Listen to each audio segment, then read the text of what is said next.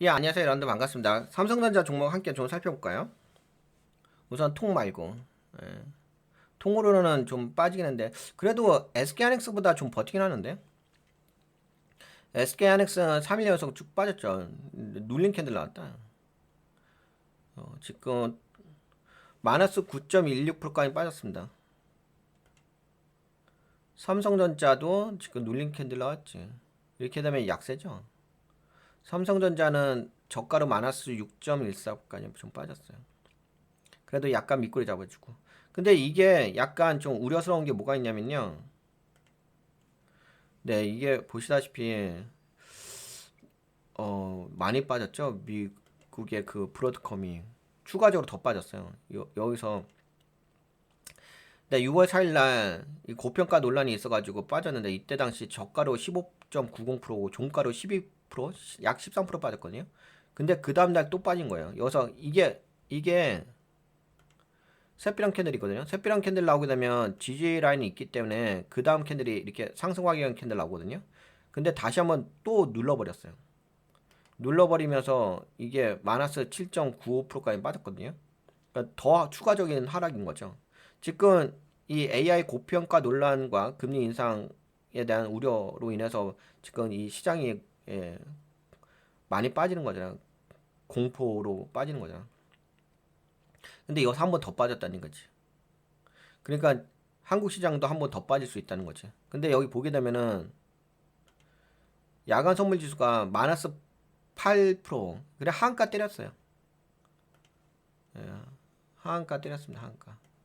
야간 선물 지수가. 이렇게 되면 뭐 월요일장 그냥 아예 처음부터 그냥 내려 꽂아 버린다라고 볼 수밖에 없고.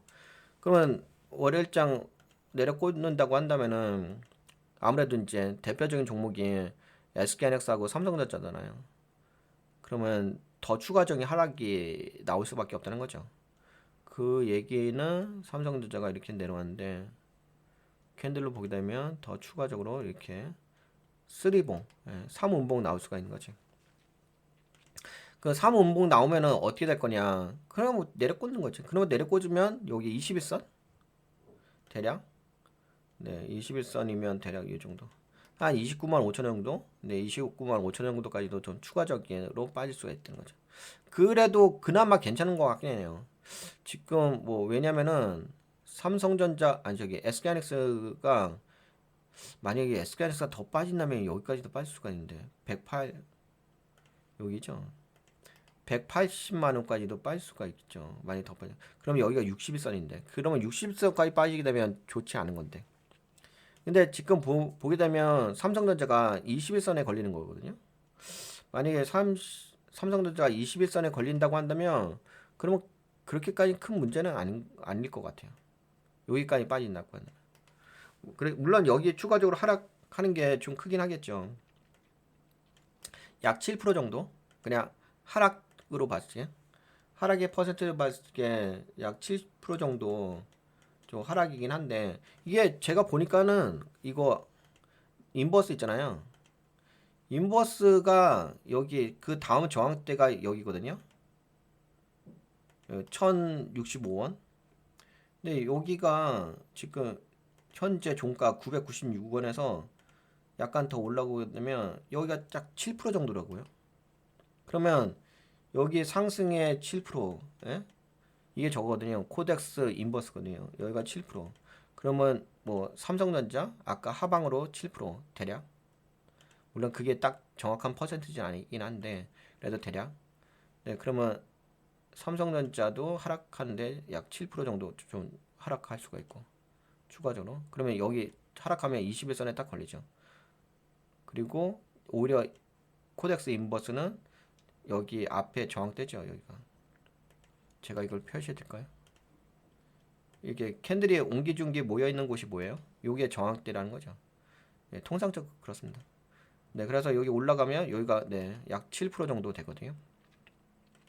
7% 내지 뭐 9% 정도 되겠지. 하여튼 뭐 요 정도 범위인데 네, 요 정도 범위 내서 좀 그래도 네, 저항대 걸리거든요. 그러니까 인버스가 올라갈 때 여기서 좀 저항대가 걸리기 때문에 한 7%, 8%? 그 범위 내에서 어느 정도 방어해 주지 않을까 싶어요. 그 대신 저건 있기는 하겠죠. 장 시작하고 나서 뭐 사이드 칸가 하여튼 그런 거 하면서 뭐 쭉쭉 좀 빠지겠지. 걸리면서 좀 멈췄다가 다시 한번 더 빠지겠지. 그래서 보통은 빠질 적에 A 파동, B 파동, C 파동 빠지거든요. 그러면 첫 번째 장 시작하자마자 빠지고 잠시 멈췄다가 다시 한번 쭉 빠지고 그러면 이제 그게 C 파동이잖아요. C 파동이면 이게 만약에 대략 한 7% 정도, 7, 8% 정도 빠지게 되면 어느 정도 이 코덱스 인버스도 여기 걸리는 자리거든요. 그러면 이제 여기에 저항대가 있다 보니까 매도세가 좀 나올 수가 있긴 하겠지. 그러면 반대로 이 삼성전자는 약간 밑꼬리 잡아주면서 올라올 수가 있긴 하겠죠. 근데 그거는 올라온다 하더라도 어차피 추세가 이거기 때문에 어차피 올라오면 저항대 걸리거든요. 그럼 여기서 바닥 다질 거예요. 그 얘기는 무슨 얘기냐? 한 7% 정도까지는 좀 빠질 가능성이 있다. 예, 대략 꼭 7%는 아니라 하더라도 그러면은 이제 장 시작하고 나서 기다려야지. 그리고 또 물론 뭐 손절 때리실 분들은 뭐 각자 알아서 하시면 될 것 같고 그건 뭐 제가 이야기할 영역은 아닌 거고 그래서 빠지고 다시 좀 중단했다가 다시 빠지고 네 요거 여기까지 네, 여기까지는 네, 좀 약간은 좀 보셔야 된다. 거기까지는 약간 심리적으로 약간 위축이 될 겁니다. 왜냐면 이게 제가 여러분들하고 이야기하는 것은 그냥 시뮬레이션 돌리면서 여러분들과 이야기하는 거잖아요. 근데 이게 제가 지금 여러분들하고 이렇게 가상으로 시뮬레이션 돌리면서 이야기하는 거고 실제로 장이 시작됐을 때 여러분들이 느끼는 그 충격은 많이 좀 다를 겁니다. 아무래도 사람이 투자하는 거니까. 그리고 또 한 가지는 그 ETF가 출시가 됐잖아요. ETF 출시로 인해서 ETF가 출시되면은 변동성이 커질 수밖에 없습니다. 왜냐면 이게 돈이 분산돼 버리잖아야 본주에 투자해야 되는데 본주에 투자하는 게 아니라 ETF에 투자해 버리잖아요. 그 시차가 있어요. 시차가 있기 때문에 그 이게 올라갈 때는 이렇게 상승할 때는요 강하게 올라가요. 근데 ETF가 있으면 강하게 올라가요. 왜냐면 자금이 막 쏠리니까. 근데 하락할 때는 반대로 더 크게 빠져버려요. 왜냐면 추종 ETF죠. 삼성전자, SK하이닉스 추종 ETF가 한 8개 나왔나요? 지금 하여튼 대략. 그런 것들이 돈이 분산돼 버리기 때문에 변동성이 커집니다. 예전보다는. 그쵸? 예. 그러니까 올라갈 땐 좋은데 또 하락할 때도 변동성이 커지기 때문에 그 변동성은 좀 많이 심해질 수 있다. 하지만 만약에 ABC로 빠졌을 적에 여기서 밑에서 세력들이 매수 세력들이 나름대로 지지라인 세력들이 물량이 들어오고 그다음에 여기에 코덱스 인버스 쪽에 매도 물량이 나오게 되면 어느 정도 그때부터 약간은 잡히려고 하긴 할 거예요. 그래서 제가 보기엔 한 7, 8% 정도까지는 약간 어느 정도 예상하시고 그다음에 거기에서 약간 밑꼬리 잡아주면서 근데 밑꼬리 잡아준다고 해가지고 그것이 멈추는 건 아니에요. 멈추는 건 아니고 그거는 이제 여기 앞에 매도세가 있다 보니까 코덱스 인버스 매도세가 있다 보니까 여기서 약간 주춤을 하는 거지. 약간 주춤하는 것뿐이에요. 그러니까 우선은 거기까지만 이야기할게요. 왜냐면 뭐 나머지 시뮬레이션까지 돌리기 때문에는 좀 복잡해지니까 여기까지만 당장 월요일장은 네, 좀 크게 빠질 수 있는 부분 그거는 그렇게 생각하시고 그러니까 먼저 장 시작하자마자 빠진다. 그리고 잠시 멈춘다. 그 다음에 다시 한번 빠진다. 그러면서 코덱스 인버스를 한번 봐보세요. 코덱스 인버스를 보시면서 여기 1057원 네 여기까지 저항대잖아요. 여기까지 올라온 걸 봐보세요. 그러면 여기에 저항대 있기 때문에 매도세가 나올 거라고. 그럼 얘가 코덱스 인버스 올라왔다가 코덱스 인버스가 한 7% 8% 정도 올라왔겠지. 올라오면 여기 저항대 있기 때문에 약간 윗꼬리 주면서 약간 빠질 거라고. 그러면서 약간 이제 여기 삼성전자가 어느 정도 버티긴 하겠지. 그런데 그게 안정된 거냐? 안정된 건 아니에요. 그냥 그렇다는 거지. 그냥 약간 이런 거죠. 뭐냐면은 캔들 자체가 어떻게 나오는 거냐면은 캔들이 이렇게 나올 거예요. 이렇게. 아 잠깐만. 색깔이 없는데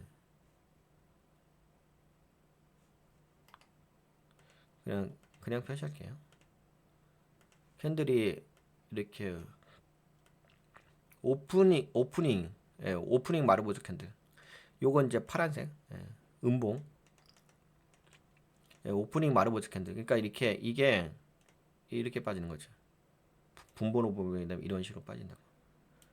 빠진 다음에 여기 이 자리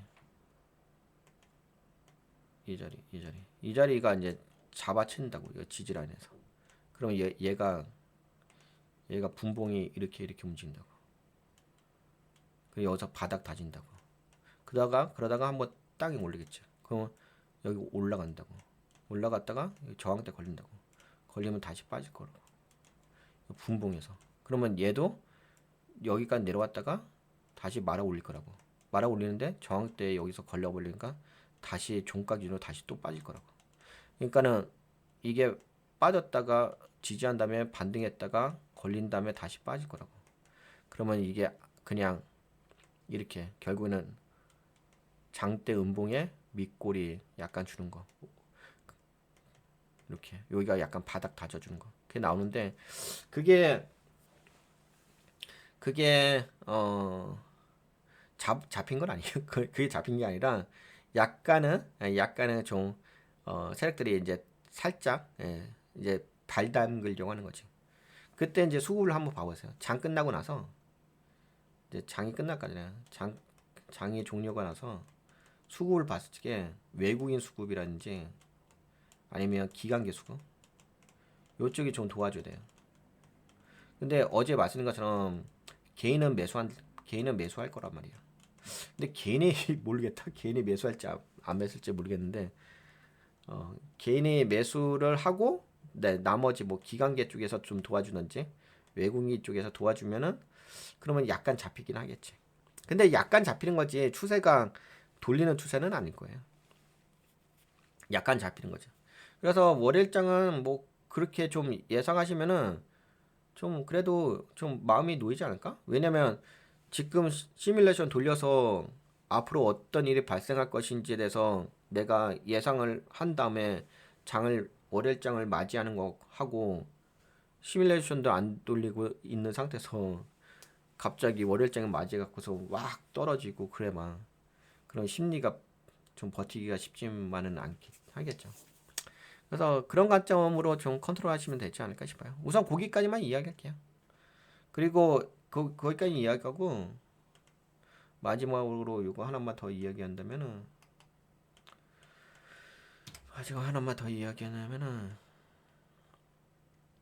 어차피 이거 빠지게 되면 뭐 이런 데서 지지할 거 아니에요. 그렇죠? 맞으면 이런 데가 지지 라인이란 말이야. 그렇죠? 캔들이 옹기종기 모였잖아. 이런 데가 지지 라인. 근데 이제 이게 추세가 이렇게 빠지는 거란 말이야. 그렇죠? 그래서 여기가 지지가 만들어진다면은 올라오긴 할 거예요. 근데 올라와도 어차피 여기 다 저항대야. 그래서 여기서 빠진 다음에 여기서 지지한 다음에 올라와도 저항대 걸리기 때문에 다시 한번 좀 눌릴 거예요. 그래서 여기서 수급을 보세요. 수급을. 여기 외국인과 기관계 수급이 나올 거야. 이거 보시다시피 금요일날은 아예 던져버렸잖아. 그동안 기관이 좀 받쳐주긴 했는데 외국인과 기관계 다 던졌잖아. 그러면 여기서 수급이 기관이라든지 외국인 살짝 들어오는 모양새가 나오긴 할 거예요. 만약에 들어온다고 한다면은 좀 긍정적으로 볼 수 있는 거고 그렇다고 해서 그게 안정적인 건 아니에요. 그렇다고 안정적인 건 아닌데 그래도 좀 약간은 잡힐 수가 있는 모양새가 있긴 하죠. 왜냐하면 기술적으로도 여기 보시다시피 지지 라인의 모양새가 있기 때문에 그리고 뭐 삼성전자가 7, 8% 빠진다고 한다면은 진짜 많이 빠지는 거죠.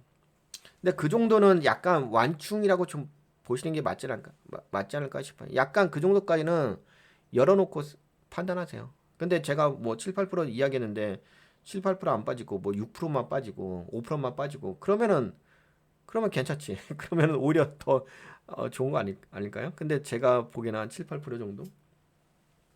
8% 정도? 좀 그렇게 열어놓으시고 좀 리스크 관리를 하시는 게 좋지 않을까 싶습니다. 우선은 여기까지만 이야기할게요. 그냥 기술적 관점으로. 지금은 딴 얘기할 필요 없어요. 지금 그냥 기술적 관점과 심리적 관점 그 부분만 좀 컨트롤 하시면 될 것 같아요.